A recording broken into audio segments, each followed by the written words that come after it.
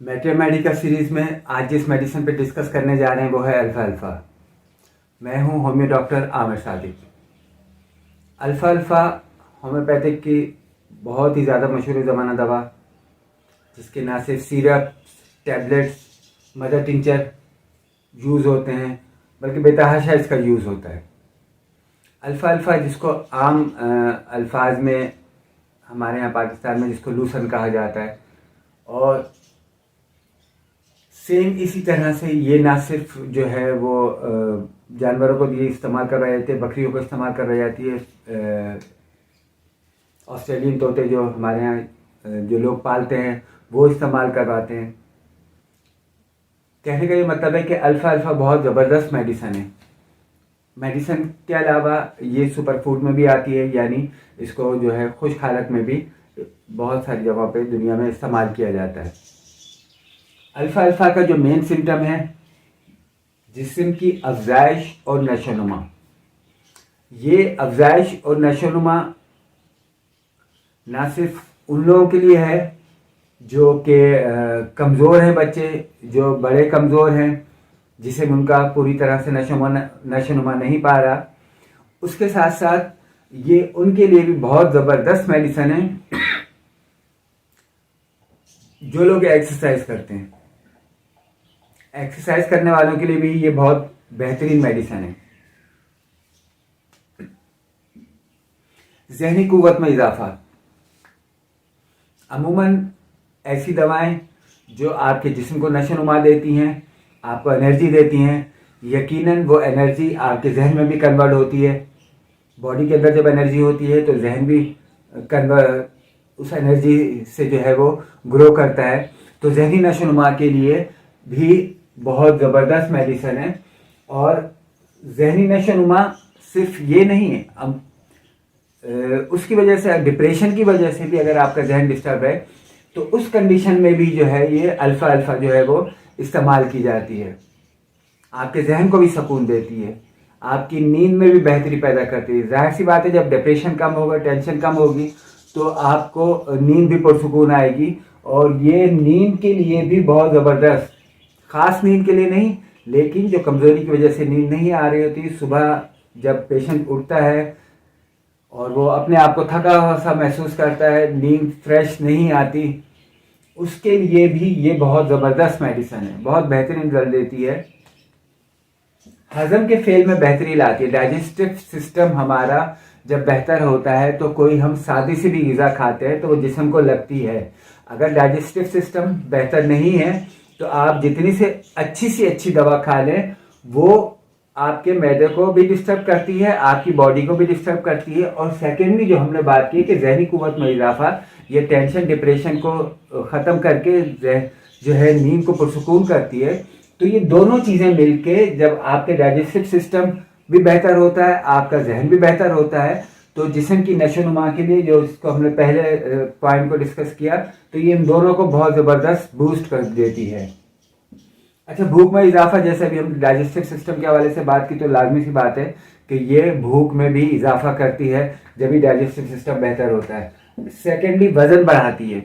अच्छा, alpha alpha का ये है कि ये वज़न साथ में आपके फैट्स बढ़ाती है। कुछ लोग ऐसे होते हैं, उन लोगों के लिए नहीं जिनका कोलेस्ट्रॉल ऑलरेडी बढ़ा हुआ है, ऐसे बच्चे जो बिल्कुल कमज़ोर हैं, उनके अंदर फैट्स की भी बहुत ज़्यादा कमी है, तो ये वज़न बढ़ाने के साथ साथ फैट्स को भी बढ़ाती है। जिस्मानी जो चर्बी होती है ये उसको भी इम्प्रूव करती है, इसलिए। अच्छा जी, आज़ा की कमज़ोरी, आज़ा जैसा जैसे आंतें हैं हमारे, जिगर, गुर्दे, दिल, फेफड़े, आंतें, आसाब वगैरह, ये इन सब चीज़ों को शुरू के हमने जैसे पॉइंट डिस्कस किए, उन सारी चीज़ों को बेहतरी करेगी तो ऑटोमेटिक ये लाजमी सी बात है कि ये चीज़ बेहतर हो जाती है। अच्छा, डायबिटिक में भी बहुत बेहतरीन रिजल्ट देती है। डायबिटिक पे अगर हम बात करें, उस पर डिटेल से बात हो सकती है। सिंपली ये डायबिटिक को बहुत अच्छा रिजल्ट देती है, क्योंकि डायबिटिक में अमूमन डाइजेस्टिव सिस्टम आपका जो है वो डिस्टर्ब हो जाता है, आपका मेटाबॉलिज्म डिस्टर्ब हो जाता है। बहुत सारी दवाएं ऐसी हैं जो बेसिकली शुगर में जब दी जाती हैं तो आपके मेटाबॉलिक रेट्स को जो है वो बेहतर करती है, मेटाबॉलिक सिस्टम को जो है वो बेहतर करती हैं। और चूँकि मेटाबॉलिक पे यानी डाइजेस्टिव पे और उस पर बहुत अच्छा एक्ट करती है, तो इसलिए ये डायबिटिक में, ज़ियाबीतस में बहुत बेहतरीन इसके रिजल्ट्स आते हैं। अच्छा, प्रोस्टेट का बढ़ना भी अमूमन जो है वो इसके बारे में भी अगर डिटेल से बात की जाए तो ये एक भी अलग टॉपिक वो है, लेकिन सिंपल ये प्रोस्टेट के बढ़ने में भी बहुत अच्छा इसका वर्किंग है। अच्छा, गठिया के रुझान को ख़त्म करती है। गठिया अमूमन हम बहुत अच्छी तरह से जानते हैं कि हमारे जॉइंट्स के अंदर जो टॉक्सिक मटेरियल इकट्ठा हो जाता है, जो यूरिक एसिड और इसी तरह से दूसरी चीज़ें हैं, वो बेहतर होना शुरू हो जाती हैं, वो इस मेडिसिन से बेहतर होना शुरू हो जाती हैं, वो खारिज होना शुरू हो जाता है। ज़ियाबीतस के लिए और उसके लिए यूरिन को साफ करती है, नींद को बेहतर करती है। जब ये सारे अवामिल होते हैं तो ये गठिया के लिए भी बहुत बेहतरीन रिजल्ट देती है। उसकी वजह यही है कि जब वो डाइजेस्टिव सिस्टम सही तरह से हजम करेगी तो हमारा किडनी जो यूरिक एसिड को और दूसरी चीज़ों को साफ करता है, उसको रेस्ट मिलेगा, वो प्रॉपर तरीके से वर्क करेगा और गठिया जो हमारे यूरिक एसिड बॉडी के अंदर रुक जाता है, उसको अव्वल तो वो वहाँ बनेगा नहीं, और जो थोड़ा बहुत बनेगा तो वो किडनी उसको प्रॉपर तरीके से पास आउट कर देगा। अब यहाँ पे सवाल पैदा होता है कि ये पोटेंसी इसकी कौन सी यूज़ की जाती है। अमूमन इसकी पोटेंसी जो है वो मदर टिंचर ही इस्तेमाल होती है, लेकिन मसला ये आता है कि कुछ मदर टिंचर्स के अंदर दवाएं ऐसी होती हैं कि जिनकी आपको डोज ज़्यादा लेनी पड़ती है। कुछ डॉक्टर इसके 10 ड्रॉप जो है वो 3 टाइम देते हैं, और काफ़ी अर्सा इस्तेमाल करने के बाद भी वो मायूस हो जाते हैं कि जी ये जो है रिज़ल्ट जो है अल्फ़ा वैसे बहुत अच्छी दवाई है, लेकिन वो रिज़ल्ट नहीं मिल रहा है जैसे किताबों में लिखा हुआ है, जैसे मैथमेटिका में लिखा हुआ है। इसकी जो मिकदार है वो मिनिमम 10 ड्रॉप से लेकर, बच्चों को अगर आप दे रहे हैं तो आपकी जो है 40, 50, 60 ड्रॉप तक, हत्ता कि 1 ड्रम तक जो है इसकी मिकदार जो है वो दी जाती है, और बाज़ वक्त दूध में भी इस्तेमाल की जाती है।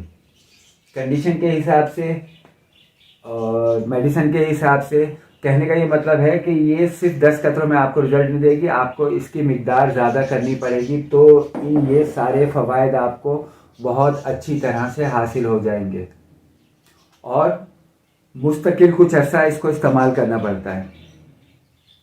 ऐसा नहीं है कि एक आध हफ्ते में ही ये सारी चीज़ें आपको प्रॉपर होना शुरू हो जाएंगी।